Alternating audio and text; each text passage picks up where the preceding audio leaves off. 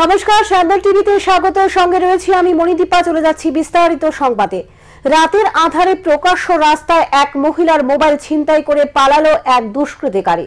ঘটনা রামনগর 12 নম্বর রোড সংলগ্ন এলাকায়। পুলিশ ঘটনার তদন্ত শুরু করেছে। গোটা এলাকায় ছড়িয়ে পড়ল চাঞ্চল্য।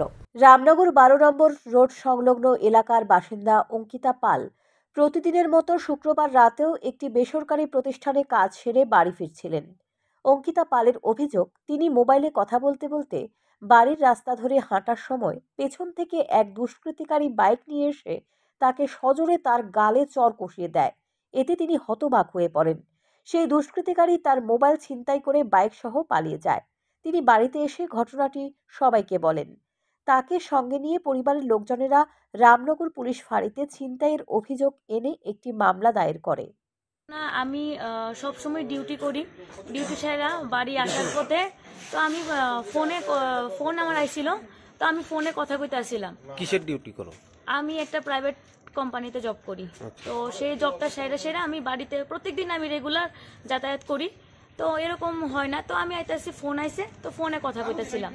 হঠাৎ করে সেরা আমার পিছন দিক দিয়ে একটা বাইক আয়, সেটা আমারে জুড়ে থাপ্পড় মারছে। মায়েরা সেটা আমার কানে আসছিল ফোনটা টাইম না, সে বাইকে আসছিল, আমার মাস্ক আসছিল, মাস্কটা টাইম না ছিঁড়ছে, প্লাস আমার ফোনটা টান দিয়ে সে নিচে। কটার সময় ঘটনাটা? মেবি তো 10টা বাজে এরকম। পুলিশ ইতিমধ্যেই ঘটনার তদন্ত শুরু করেছে। কতটা দ্রুত তদন্ত শেষ করে পুলিশ অঙ্কিতা পালের হাতে তার মোবাইলটি তুলে দিতে পারবে সেটা পুলিশের উপরে নির্ভর করবে।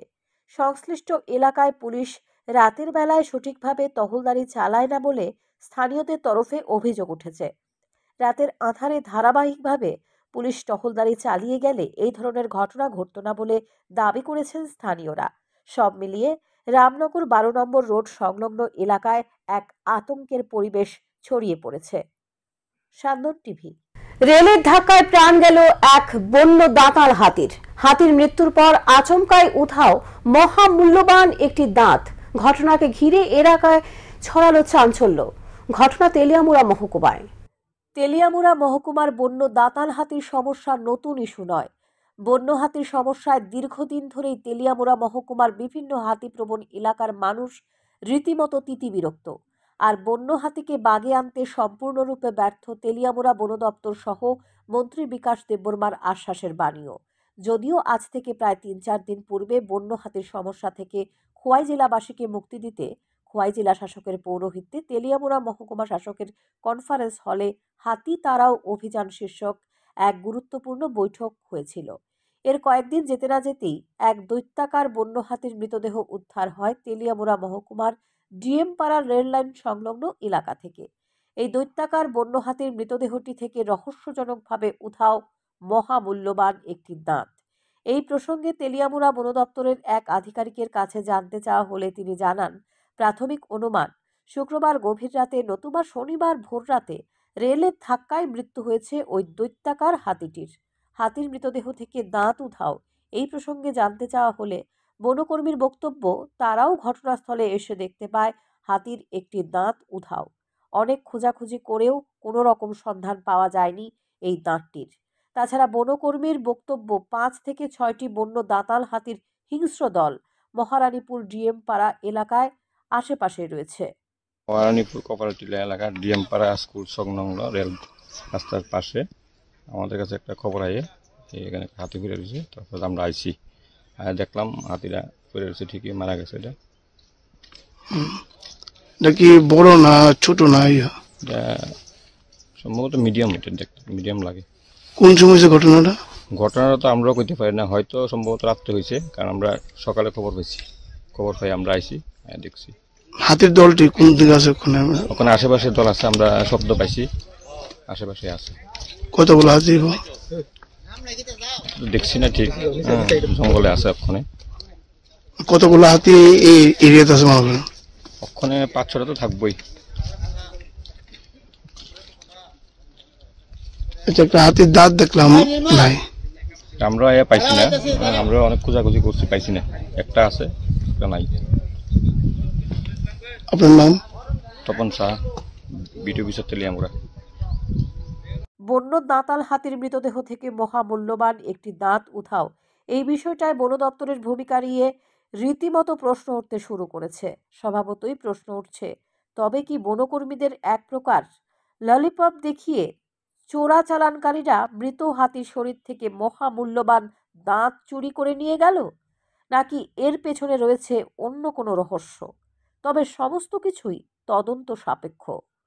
স্যান্দন টিভি। আমতলী নেতাজি সংঘ ক্লাবের উদ্যোগে ক্লাব প্রাঙ্গণে শনিবার এক রক্তদান শিবির অনুষ্ঠিত হয়। 50 জনেরও বেশি স্বেচ্ছায় রক্তদান করেন এদিন। পুরুষদের পাশাপাশি মহিলারাও স্বেচ্ছায় রক্ত দেন। এই রক্তদান শিবিরের আনুষ্ঠানিক সূচনা করেন রাজ্য বিধানসভার উপাধ্যক্ষ তথা স্থানীয় বিধায়ক রামপ্রসাদ পাল। এছাড়াও উপস্থিত ছিলেন আগরতলাস্থিত রামকৃষ্ণ মঠ ও মিশনের মহারাজ শুভ কারানন্দজি, ভোলাগিরি আশ্রমের মহারাজ মাধবানন্দ গিরি, বিশিষ্ট সমাজসেবী মান্তু দেবনাথ, ক্লাবের সভাপতি সুকুমার রায় প্রমুখ। আমাদের এই আমতলীস্থিত নেতাজি প্লে সেন্টার সঙ্গে উদ্যোগে একটা রক্তদান শিবিরের ক্লাবের পক্ষ থেকে আয়োজন করেছে। এখানে আজকে প্রায় 50 জনের উপর এই ক্লাব সদস্য মুমূর্ষ রোগীদের কথা চিন্তা করে তারা এই রক্ত দান করছে। এবং আমরা সবাই জানি বর্তমান সময়ে রক্ত একটা বিশেষ সমস্যার সম্মুখীন আমাদের সকলের হতে হচ্ছে। শনিবার আগরতলা যক্ষ্মা নিবারণী হলে ত্রিপুরা প্রদেশ অসংগঠিত শ্রমিক কংগ্রেসের রাজ্য সম্মেলন অনুষ্ঠিত হয়। এই সম্মেলনে উপস্থিত ছিলেন প্রদেশ কংগ্রেস সভাপতি আশিস কুমার সাহা, নয় বনপালীপুর বিধানসভা কেন্দ্রের বিধায়ক গোপাল চন্দ্র রায় প্রমুখ। প্রদেশ কংগ্রেস সভাপতি আশিস কুমার সাহা জানিয়েছেন, এই রাজ্য সম্মেলনে অসংগঠিত শ্রমিকরা তাদের বিভিন্ন দাবি দাওয়া নিয়ে আলোচনা করে আগামী দিনে এই দাবি দাওয়া পূরণের লক্ষ্যে আন্দোলনের রূপরেখা তৈরি করবে। কেন্দ্রীয় সরকারের মতো ত্রিপুরা রাজ্যের সরকার ও কর্পোরেটরদের স্বার্থ রক্ষা করার জন্য অসংগঠিত শ্রমিকদের অবহেলিত করে রেখেছে। অসংগঠিত শ্রমিকরা ইউপিএ সরকারের আমলে যে সমস্ত সুযোগ সুবিধাগুলো আজ পেত, বর্তমান সরকার সেই সমস্ত সুযোগ সুবিধাগুলোর অবলুপ্তি ঘটাচ্ছে। আনঅর্গানাইজড ওয়ার্কার কংগ্রেস সর্বভারতীয় কংগ্রেস কমিটি অনুমোদিত অসংগঠিত শ্রমিক সংগঠন রূপে সারা দেশে এই সংগঠন তার জাতীয় অসংগঠিত শ্রমিক সংগঠনের রাজ্য শাখার আজকে এই রাজ্যে অসংগঠিত শ্রমিকদের নিয়ে এক সম্মেলন অনুষ্ঠিত হচ্ছে। এই সম্মেলনে রাজ্যে অসংগঠিত শ্রমিকদের বিভিন্ন দাবি দাওয়া নিয়ে তারা আলোচনা করে আগামী দিন এই দাবি দাওয়া আদায়ের লক্ষ্যে আন্দোলন সংগঠিত করবে।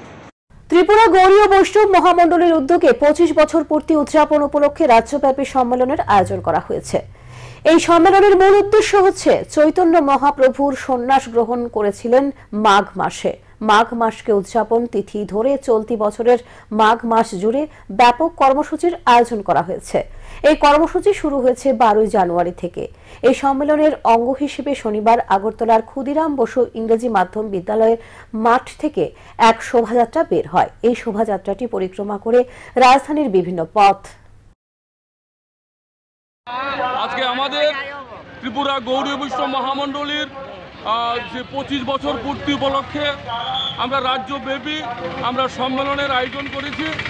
অর্থাৎ সেই সম্মেলনের উদ্দেশ্য হলো আমাদের চৈতন্য মহাপ্রভু যে সন্ন্যাস নিয়েছিলেন আজ থেকে 514 বছর আগে, সেই মাঘ মাসে, সেই মাঘ মাসটাকে আমরা উদযাপন তিথি ধরে আমরা এই 2024-এর প্রথম 12 জানুয়ারি থেকে রক্তদানের মধ্য দিয়ে বৈষ্ণবরাও যে রক্তদান আমরা করতে পারি, সমাজের দায়বদ্ধতা আমাদের আছে। আমরাও সমাজের বাইরে নই, সমাজের সেই রক্তদানের মধ্য দিয়ে আমরা শুরু করেছি। এই সারা বছর 2024 আমাদের বিভিন্ন কর্মসূচি চলবে এবং আজকে আমাদের নীরব গীতি সেখানে লাগানো আছে। আমরা মুখে বলবো না, আমাদের ভাষা নেই, আমরা শুধু আজ চৈতন্য মহাপ্রভুর সেই প্রবর্তিত হরিনাম সংকীর্তনের মধ্য দিয়ে আমরা রাজপথে আসবো। ত্রিপুরা গ্রামীণ ব্যাংক কর্মচারী সমিতি ত্রিপুরা গ্রামীণ ব্যাংক অফিসার্স ইউনিয়নের তৃতীয় যৌথ রাজ্য দ্বিবার্ষিক সম্মেলন অনুষ্ঠিত হচ্ছে আগরতলার সুপারি বাগানস্থিত দশরথের অডিটোরিয়াম হলে। উপস্থিত ছিলেন সারা ভারত আঞ্চলিক গ্রামীণ ব্যাংক কর্মচারী সমিতির মহাসচিব এস ভেঙ্কটেশ্বর রেড্ডি সহ আরও অনেকেই। সংগঠনের পতাকা উত্তোলনের মধ্য দিয়ে শুরু হয় এই সম্মেলন। Conference is a usual conference of employees and officers jointly conducting here today. Tripura Gramin Bank Officers and Employees Association. Normally, the regional rural banks were established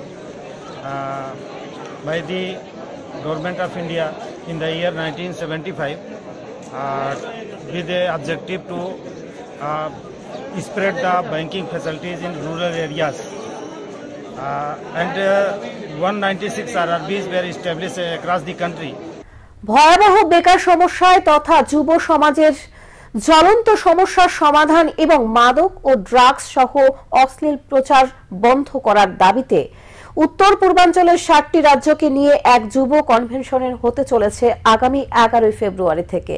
AIDYO এই যুব কনভেনশনের উদ্যোক্তা। এই কনভেনশনের যোগ দেওয়ার লক্ষ্যে সংগঠনের ত্রিপুরা রাজ্য কমিটির প্রতিনিধিরা শনিবার রেল যোগে রওনা হলেন গুয়াহাটির উদ্দেশ্যে। এই যুব কনভেনশনে তাদের মূল দাবি হচ্ছে অবিলম্বে কেন্দ্র এবং রাজ্যের সমস্ত শূন্যপদ বন্ধ করা, যুবকদের কর্মসংস্থানের ব্যবস্থা করা। এমনটাই জানিয়েছেন সংগঠনের রাজ্য সভাপতি ভবতোষ দে। ফেব্রুয়ারি নর্থ ইস্টের 7টা রাজ্যকে নিয়ে গুয়াহাটিতে উত্তর পূর্বাঞ্চলে যুব কনভেনশন হচ্ছে। এই যুব কনভেনশন থেকে আমরা দাবি রাখছি অবিলম্বে কেন্দ্র এবং রাজ্য সরকারের সমস্ত শূন্যপদ পূরণ করতে হবে এবং যুবকদের কর্মসংস্থানের ব্যবস্থা সরকারকে করতে হবে। তার পাশাপাশি মদ মাদকদ্রব্য নিষিদ্ধ ঘোষণা করা এবং অপসংস্কৃতির বিরুদ্ধে তীব্র যুব আন্দোলন করার লক্ষ্যে আমরা অল ইন্ডিয়া ডিআইওর উদ্যোগে আগামী দিন গুয়াহাটিতে সমবেত হবে দেশের 7টা রাজ্যকে নিয়ে। এখনকার মতো সংবাদ এখানে শেষ করছি। পরবর্তী সংবাদ দেখবার জন্য চোখ রাখুন সায়ন টিভির পর্দায়। নমস্কার।